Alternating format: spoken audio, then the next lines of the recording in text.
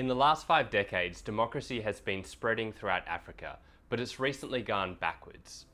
In the early 1970s, about 30% of Africa was considered free or partly free, and that increased to more than 70% by 2008. But today that stands at less than 60% as more leaders start to do things like change their constitutional term limits so they can stay in power longer. Zambia was one of the first African countries to transition to democracy, but in their recent elections, the government was accused of rigging the election and they closed down the largest independent newspaper in the country. The response of the West has largely been to fight extremism, but that alone is insufficient and short-sighted. Extreme poverty creates the conditions for extremism to flourish, and it doesn't help when Australia has cut 70% of its development funding for Africa.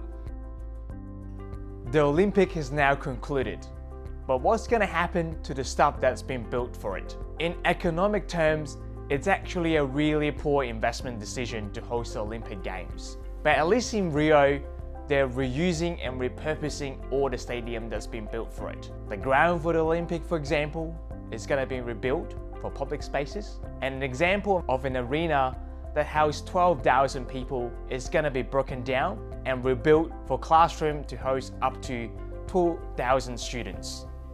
A tiny black device could be the world's long-term solution to clean water. It's solar-powered, reusable, and about half the size of a postage stamp, and it disinfects water.